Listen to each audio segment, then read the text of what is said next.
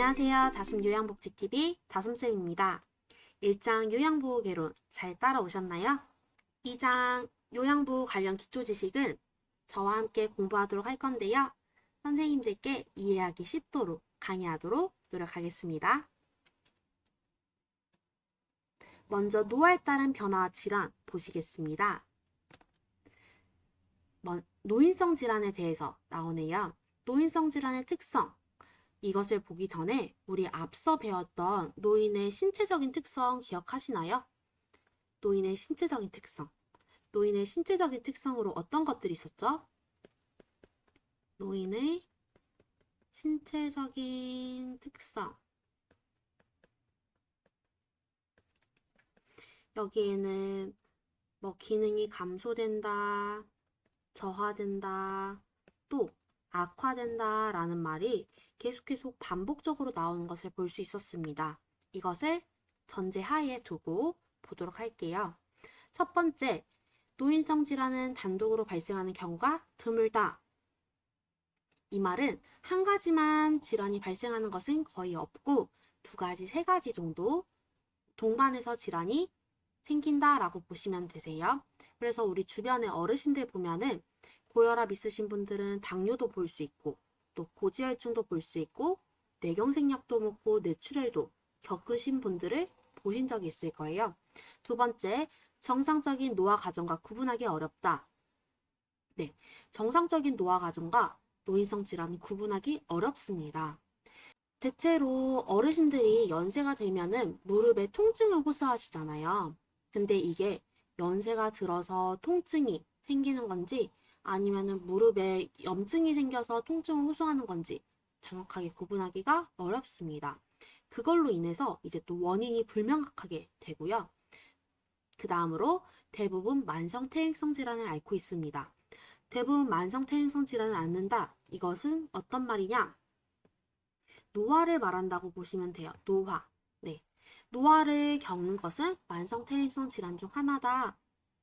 다섯 번째로 노인성 질환은 경과가 길고 재발이 빈번하다. 과거에는 감기가 걸려도 이틀에서 3일 정도만 약을 드셔도 빨리 나았어요.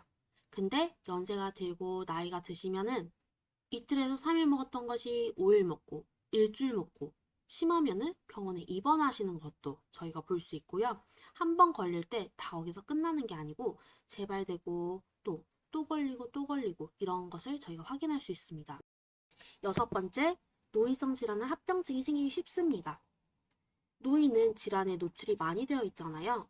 그래서 한 가지 질환만으로 딱 끝나는 게 아니 그 질환으로 인해서 다른 병을 또 가지고 오고 다른 병으로 또 전환되기도 하고 이런 것을 합병증이 생기기 쉽다라고 보시면 됩니다. 일곱 번째, 신장 기능 저하로 수분과 전해질의 균형이 깨지기 쉽다. 신장에서는 수분과 전해질의 균형을 맞추는 역할을 합니다. 근데 신장의 기능도 저하가 되기 때문에 균형이 깨지기 쉽게 되고요. 신장에서는 또 필터 역할을 하는데요. 몸 안에 있는 나쁜 것들은 몸 밖으로 배출시켜주고 몸 안에 머물러야 될 것들은 안으로 다시 재흡수를 시키는 역할을 하는데 그 역할조차도 못하기 때문에 균형이 더 깨지기 쉬운 상태로 변하게 됩니다. 여덟 번째, 약물에 대한 반응이 민감하게 됩니다. 노인은 몸이 점차 약해지기 때문에 약간의 약물에도 반응이 민감하게 됩니다. 이 이유가 무엇이냐면은 간 기능이 손상되어서, 간 기능이 저하되어서 약물에 대한 간 기능이 저하되어서 약물에 대한 반응이 민감하다라고 보시면 되는데요. 우리 간에서는 무슨 역할을 하죠? 네, 해독 역할을 하는데 그 해독할 수 있는 역할조차도 떨어졌기 때문에 센 약이 들어오면은 그 약을 막아내지 못하고 해독하지 못해서 민감하게 반응한다. 네, 9번에도 계속 나오죠. 질환에 대한 민감도가 높아지게 됩니다. 10번에 증상과 경과 예후 등 초기 진단이 매우 어렵게 되는데 이것은 노인성 질환은 원인을 찾기 어렵기 때문에 초기 진단이 매우 어렵다와 연결이 되고요. 11번째, 질환 자체가 가벼워도 의식장애를 일으키기 쉽다. 노인은 몸이 너무 약하기 때문에 의식장애를 일으키기 쉬운 상태가 된다라고 보시면 됩니다. 12번째, 신체적 측면뿐만 아니라 심리적, 사회적, 경제적 측면이 모두 연관되어 있습니다. 몸만 약할 뿐만 아니라 이 몸이 약함으로 인해서 몸의 질환을 얻음으로 인해서 어떻게 되나요? 바깥으로 활동을 안 하게 되고 그런 위축되게 되고 바깥으로 활동을 안 가게 되면은 아무래도 경제적인 부분에서 굉장히 어려움을 호소하기도 하겠죠. 그런 것들을 우리는 어떻게 또 해줘야 되냐? 총체적인 접근을 해주시면 됩니다. 총체적 접근이 필요하다. 몸이 아프다고 해서 몸만 신경 써주는 것이 아닌 나머지 심리적, 사회적, 경제적인 부분에도 우리는 접근을 해야 된다. 다음, 노화에 따른 변화와 주요 질환 보겠습니다. 먼저 소화기계에 대해서 나오는데요. 소화기계, 노화에 따른 특성 어떻게 되어 있는지 보겠습니다. 먼저 맛을 느끼는 세포수가 줄고 후각 기능 저하로 미각이 둔화된다. 우리 맛이 없는 음식을 먹을 때 어떻게 하면서 드셨었나요? 네, 코를 막고 입으로만 그냥 넘기면서 드셨었죠. 그것처럼 이제 노인들, 노화가 되면은 후각 기능이 저하돼서 미각을 잘 못 느끼게 되고요. 또 맛을 느끼는 혓바닥에 세포수가 줄었다. 그래서 미각이 둔화됐다라고 보면 됩니다. 어떤 부분에 미각이 둔화됐는지 보시면 짠맛과 단맛은 둔해지고 짠맛과 단맛은 둔해지고 쓴맛과 신맛은 잘 느낀다 라고 되어 있습니다. 쓴맛과 신맛은 잘 느낀다. 그래서 연세 드신 어르신들의 입맛이 엄청 짜지거나 엄청 단 음식을 좋아하게 되는 게 이 영향이라고 보시면 되고요. 두 번째, 타액과 위액 분비 저하 보겠습니다. 더불어서 위액의 산도 저하. 이 세 가지는 함께 한 세트라고 보시면 돼요. 침이 많이 나오지 않아서 음식물을 저작하기 힘들고 위액 분비가 저하되고 위액의 산도가 저하되어서 음식물이 위 안으로 들어가면은 분해되고 흡수하고 하는 것들이 어려워진다. 이 두 가지 원인으로 인해 어떤 것을 초래할 수 있냐? 소화 기능이 떨어져서 소화가 잘 안 됩니다. 소화가 잘 안 된다. 네, 이렇게 연결을 시켜주시면 되세요. 4번에 나오네요. 소화 능력 저하로 가스가 차고 설사, 극도 증상이 나타난다. 네. 2번, 3번의 원인이 4번으로 또 연결되는 거 보이고요. 5번에 지방의 흡수력이 감소된다. 지방의 흡수력이 감소되는 것은 우리 신체에 췌장이라는 장기가 있어요. 췌장이라는 장기가 있는데 췌장에서는 지방을 분해하는 효소를 뿜어냅니다. 근데 췌장도 기능이 떨어지기 때문에 지방 분해 효소가 적어지는 것을 저희가 추측을 해볼 수 있겠죠. 그렇기 때문에 췌장에서 기능이 떨어져서 지방 분해 효소도 안 나오기 때문에 지방의 흡수력이 감소되구나. 그래서 우리 연세 드신 어르신들이 기름기가 많은 음식을 먹으면은 대변으로 어떤 것들을 확인할 수 있나요? 네, 대변에 기름기가 퉁퉁 떠다니는 것을 볼 수 있죠. 그것이 바로 지방의 흡수력이 감소됐다라고 보면 됩니다. 옆에 박스 하나 보이는데요. 대장의 기능 해서 보겠습니다. 대장의 기능은 수분을 흡수하여 변을 굳게끔 만드는 역할을 한다. 네, 대장에서는 어떤 걸 흡수한다고요? 수분을 흡수하여 변을 굳게끔 만드는 역할을 한다. 대장에서는 수분을 흡수하고요. 대장만 있는 게 아니고 소장도 있죠. 소장에서는 영양분을 흡수한다. 네, 그걸 기억해 주시면 되는데 저희 교재에는 대장만 나오기 때문에 대장은 수분을 흡수하는 곳이구나 라고 기억을 해주시면 됩니다. 우리 시험에서는 소화기계 노화에 따른 특성, 호흡기계 노화에 따른 특성 해가지고 노화에 따른 특성에 대해서 시험에 자주 출제가 되고 있어요. 근데 그것들이 그 항목들이 너무너무 많아서 저희가 다 외우기 힘들죠. 그래서 소화기계에서는 우리 노인의 신체적인 부분 다 떨어진다고 했기 때문에 소화기계에서는 딱 한 가지만 기억을 해주시면 돼요. 우리는 반대로 증가되는 걸 기억하면 되는데요. 어떤 것이 증가되었나요? 네, 쓴맛과 신맛을 느끼는 미각은 증가되었다.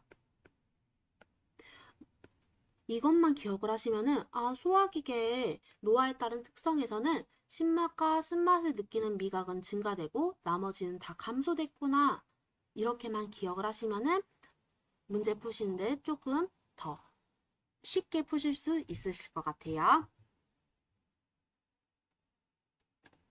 다음 주요 질환 보겠습니다. 첫 번째로 위염 나옵니다.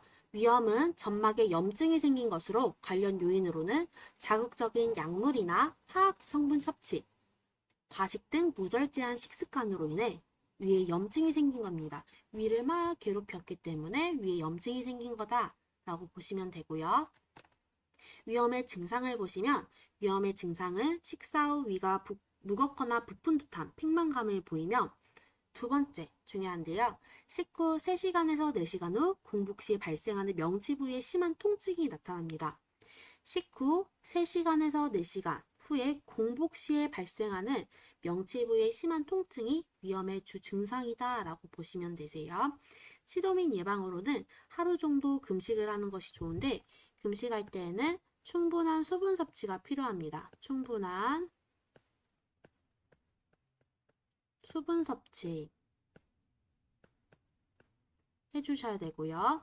두 번째로 과식, 과음, 자극적인 음식은 제한해 주셔야지 위가 충분히 쉴 수 있겠죠. 세 번째로 처방받은 제산제, 진정제 등의 약물을 복용하는 것도 위염을 치료하는 것이다.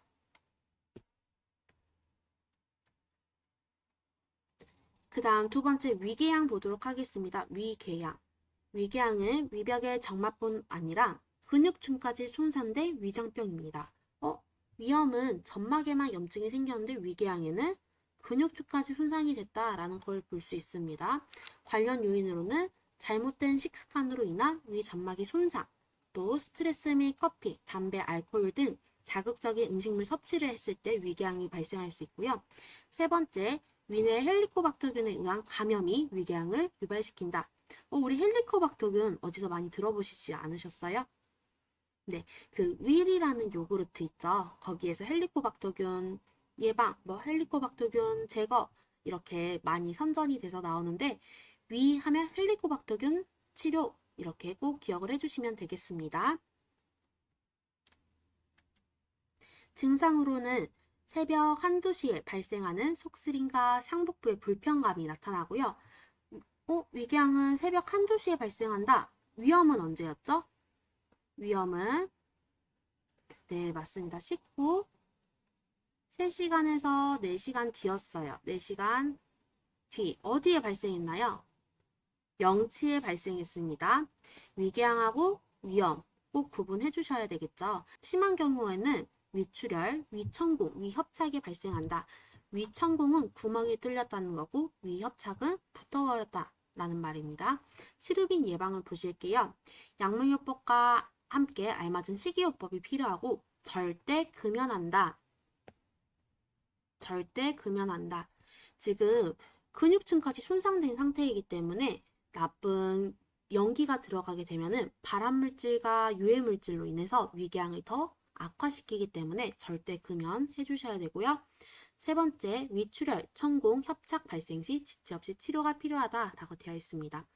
우리 이후에도 보시겠지만 노인에게 제공해야 될 것, 제공하지 말아야 될 것들 거기에서는 꼭 금연, 금주시킨다. 이게 정답으로 나오고 있고요.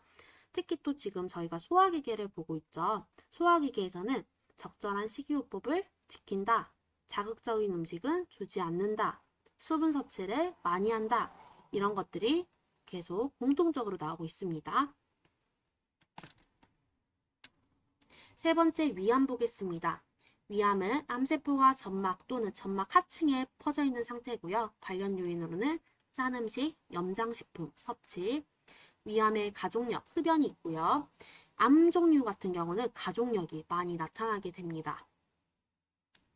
증상으로는 체중 감소, 소화불량, 복부 통증이나 불편감을 보이며 구토, 토열, 복부의 종양덩어리가 보여집니다. 치료 및 예방을 보실게요. 치료 후 5년간 재발 확인 여부를 위해 정기검진 필요하고요. 두 번째, 헬리코박터균 치료가 필요합니다. 균형 잡힌 식사도 제공을 해야 되고요. 우리 위궤양에서도 그렇고 위암에서도 그렇고 헬리코박터균 치료를 해주세요 라고 나오는 것을 볼 수 있습니다. 네 번째, 대장암 보겠습니다.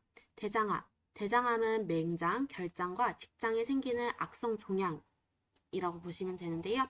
여기서 보이는 맹장, 결장, 직장은 다 대장 중 하나라고 보시면 되세요.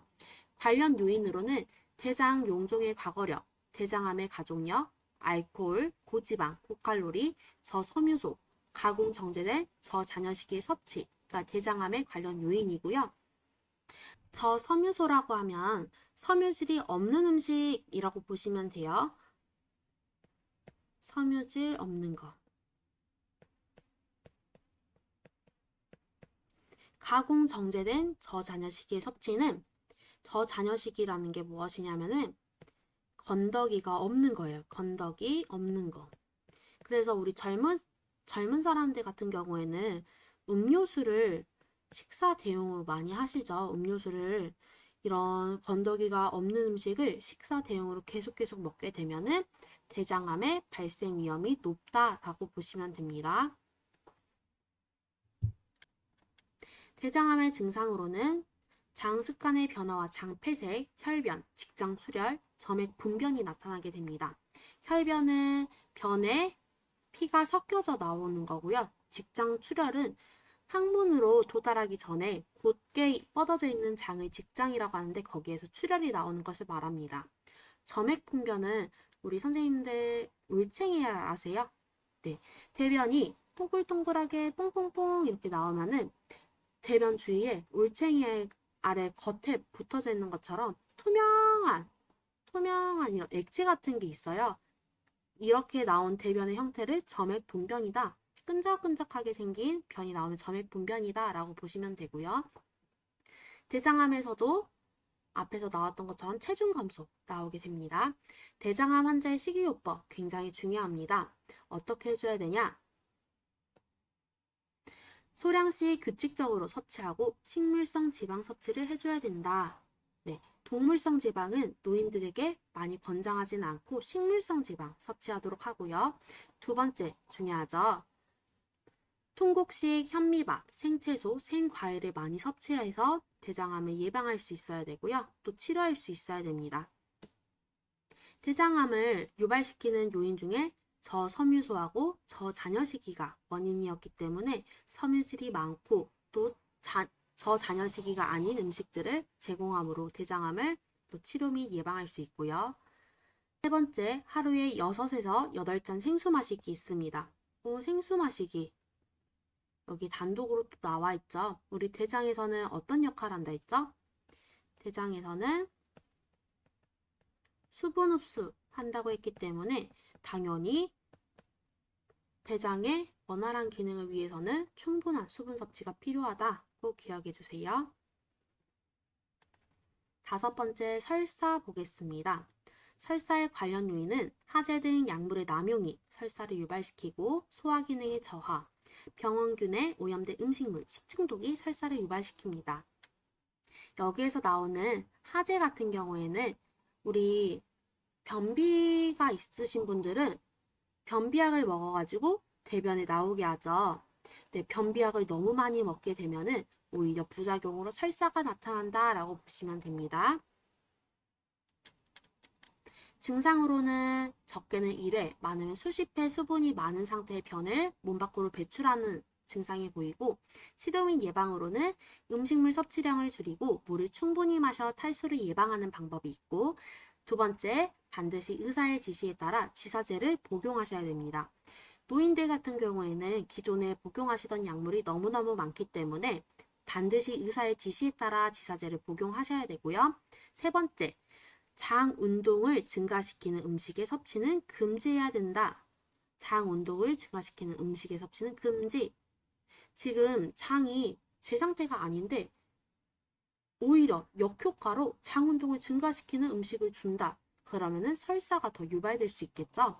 장 운동을 증가시키는 음식에는 카페인, 유제품, 음료수가 있습니다. 네 번째로 설사를 좀 완화시키기 위해서는 야채죽과 보리차를 제공해야 된다. 여섯 번째, 변비 있습니다. 변비의 관련 요인은 장 운동의 저하, 복부 근육의 힘 약화. 복부 근육의 힘 약화 같은 경우는 우리가 대변을 볼 때 배에 이렇게 힘을 주잖아요. 네. 근데 복부에 근육이 없으면 힘을 주지 못해 대변이 나오지 못해서 변비가 발생한다라는 말이고요. 두 번째, 저잔여식의 섭취. 네. 장이 운동할 수가 없게 만들어 버려서 변비가 나온다, 변비가 생긴다라고 보면 돼요. 수분과 고섬유질 음식 섭취의 감소도 변비를 유발시키고 하재남용으로 인한 배변 반사 저하 있겠습니다. 이제 설사약을 너무너무 많이 먹게 되면 오히려 변비에 걸릴 수 있기 때문에 배변 반사가 저하돼서 변비가 걸린다. 네 번째, 항암제, 마약성 진통제, 제상제와 같은 약물을 지속적으로 사용하는 경우 변비를 유발시킬 수 있습니다. 이건 중요합니다. 항암제와 마약성 진통제 같이 약물의 성분이 정말 강한 것을 복용하게 되면은 우리 장에서 얘네들 뭐지? 운동하지 말아야지? 라고 생각을 하게 돼요. 왜냐하면 얘네들은 너무너무 강한 약으로 또 대장의 운동을 멈춰버리게 만듭니다. 그렇기 때문에 이런 약을 지속적으로 꾸준하게 먹으면 변비를 유발시키는 요인이 된다라고 보면 됩니다. 변비의 증상으로는 배변 횟수가 일주일에서 2번에서 3번 이하로 감소하고 복부가 팽만감이 나타나게 되고요. 시로 및 예방으로는 식물성 식이섬유 섭취, 유산균, 다량의 물 섭취는 변비를 좋아지게 만든다. 또 두 번째, 우유는 장의 운동력을 높이고 변이를 느끼게 하므로 섭취를 해주시는 게 좋다. 근데 우리 반대로 설사는 우유를 먹으면 안 된다라고 했어요. 설사는 금지. 세 번째, 운동으로 대장의 운동력을 높이고 복부 마사지로 배변을 돕는다. 이때 복부 마사지를 할 때에는 시계 방향으로 해주시면 됩니다. 시계 방향. 네 번째, 규칙적인 배변 습관이 필요하다. 자, 어떠셨어요? 오늘 요양보 관련 기초 지식의 첫 번째 소화기계에 대해서 배웠습니다. 제가 첫 영상 촬영이어서 많이 더듬고 부족한 부분들이 보일 수 있었는데 다음 강의에서는 그러한 부분들이 다 보충되도록 노력해서 오겠습니다. 오늘 강의가 좋으셨다면 구독과 좋아요, 알람 설정까지 부탁드립니다. 감사합니다. 다음 강의에서 만나요.